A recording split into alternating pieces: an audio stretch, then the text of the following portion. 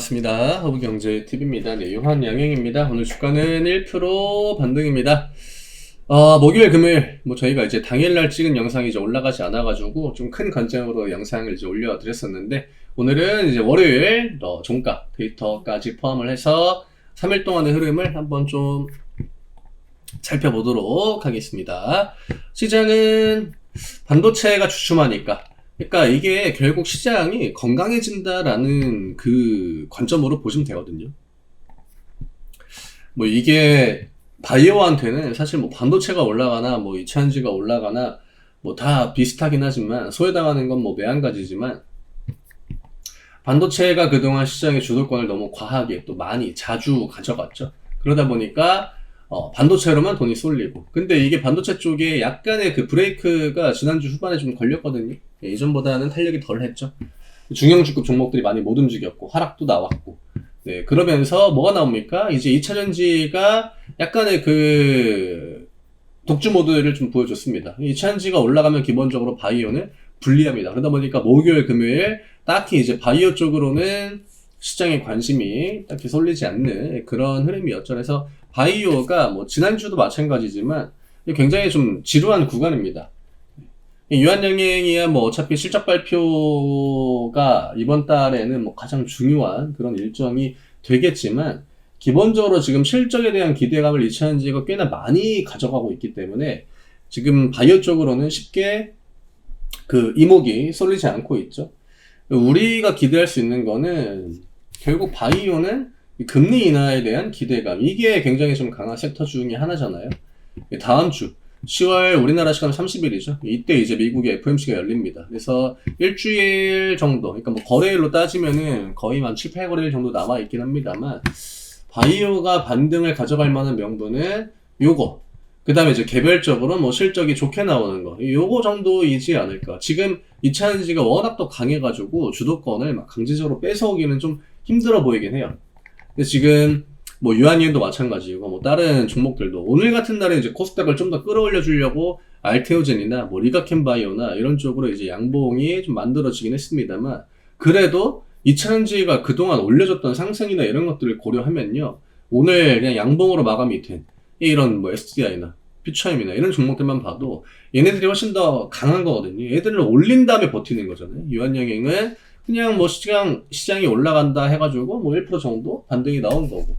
그래서 주도권이 지금 바이오한테는 그렇게 유리함이 만들어지지 못하고 있습니다. 반도체가 좋다 했는데 이제는 바이오 좀 가나라고 기대할 수 있는 턴에서 2차전지가 역시나 실적 이슈를 달고 움직임을 가져가고 있고, 왜냐면은 밀리잖아요. 우선순위가 지금 벌써 3순위까지 밀리는 거고, 메인 섹터만 보면요, 그 세부 섹터 이런 거 제외를 하고. 그래서 이제는 차트는 똑같은 가격을 계속 지금 지켜주고 막아주고 있거든요. 어차피 이런 자리는요, 위쪽으로 결국 12만원을 돌파하고 전고점을 넘어가고 결국 가장 중요한 12만 5천원을 넘어가지 못했잖아요. 트라이는 반복적으로 나왔습니다. 차트나 거래량이나 이런 것들 나쁘지 않아요. 근데 유한양행 주주분들도 마찬가지고, 그러니까 바이오를 들고 계신 분들한테 가장 큰 문제는요, 내 종목은 움직이지 못하는데 자꾸 시장이 좋다라는 거예요.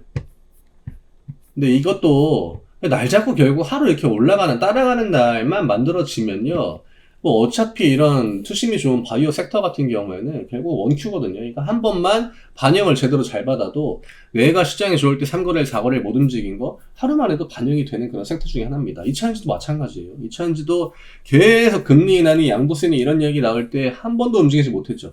네, 지난번 분기 때 실적 발표 그 실적에 대한 기대가 일부 있었지만 오래 가지 못했습니다. 돌고 도는 겁니다. 바이오가 좀 더 유리할 때는 확실히 외국인 기관들은 지금 바이오에 힘을 줘요. 그리고 2차전지가 지금 조금 더 기대감이 높다라고 하면은 2차전지 쪽으로 돈을 돌리죠. 시장에 돈이 많아요. 반도체에도 버티고 2차전지도 올리는 것도 가능하고요. 바이오가 버티는 와중에 나머지 애들 올라가는 것도 가능합니다. 그래서 딱히 이제 유한양행이다라고 바이오다라고 해서 너무 지금 내가 불리한 것 같다라고 느끼시지 마시고, 시장의 강한 섹터는 반복적으로 얘가 똑같이 그냥 매매를 하면 되는 겁니다. 내가 바이오 종목을 살 때처럼, 혹은 이제 단기 관점에서 접근을 한다라고 하면 가장 강한 섹터를 접근하는 게 맞으니까. 그래서 지금 이 캔들이죠. 유한양행 때 가장 중요한 거는 결국 이 구간을 벗어나지 않느냐이기 때문에 이 영역만 유지를 해준다라고 하면 기다리는 거는 크게 문제가 되지 않는다. 지수가 만약에 꺾이는데 자꾸 이차전지만 올라오고 다른 애들이 밀려 내려간다라고 하는 거는 그거는 좀 뭐 대응의 필요성이 있는 그런 움직임이죠. 하지만 지금 시장이 보여주는 그런 구도는요, 누가 불리하다라고 볼 건 없고 다만 그 안에서 유리함이 굉장히 돋보이다 보니까 그 유리함 때문에 내게 좀 불리하게 보일 수밖에 없다라고 하는 거죠. 그래서 유한양행은 뭐 12만원 이하는 뭐 가격으로는 그렇게 크게 부담이 있진 않다. 다만 지금은 효율이죠. 내가 이걸 매수하고 얼마나 빨리 움직이느냐, 빨리 올라가느냐, 이게 중요한 건데, 그게 지금 반도체와 2차전지가 뭐 로봇도 오늘 강했고, 뭐 오늘 증권주들도 많이 올라왔고 했는데, 그런 조금 더 명분거리가 있는 종목들이 유리한 시점이다라고 하는 거죠. 수급의 이탈 자체는요, 지금 그렇게 강하지 않습니다. 어차피 주가 그래봤자 박스권이에요. 이탈하면 안 되는 가격들 지켜줍니다. 제가 여기 표기를 해드렸잖아요. 115,800원. 이 가격을 막아줘야 된다. 이때 이 시가라인 116,000원, 저가 114,200원. 다 이거 보고 있는 거거든요. 그쵸? 결국 여기를 넘어온 다음에 그때 이후에 움직임이 중요한 거지. 지금 권에 갇혀가지고 위아래 왔다 갔다 하고 이런 거에 우리가 일일비할 필요는 없다라고 하는 거죠. 내가 지수랑 다른 종목이랑 내 종목이랑 이렇게 각각 비교만 하지 않는다라고 하면요, 크게 문제가 되는 흐름은 없습니다. 그냥 다른 애들이 너무 강하기 때문에 내게 부정적으로 안 좋아 보이는 거지, 1% 오르는 게 오늘 뭐 나쁜 결과는 아니잖아요. 지수만큼 올라가고 끝난 거죠. 그래서 유한양행 주주분들한테는 좀 지루한 그런 시기가 지속이 되고 있지만, 결국 이 11만원 후반대 이 가격대를 잡아주고 있는 건 12만원을 언제든지 넘어갈 수 있다라는 또 데이터로 볼 수 있기 때문에 너무 부정적으로 보지 마시고 좀 더 같이 한번 좀 기다려 보시는 거를 권해드리고 싶어요. 그나마 유한양행은 실적이라고 하는 그 기댈 만한 모멘텀이 있다라고 하는 게 조금 더 중요하지 않을까 생각합니다.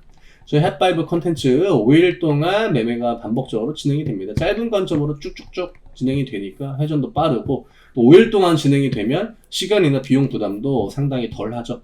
아래쪽에 있는 링크 누르시고요. 편하게 문의 주시면 됩니다. 저는 내일 다시 또 인사드리도록 하겠습니다. 감사합니다.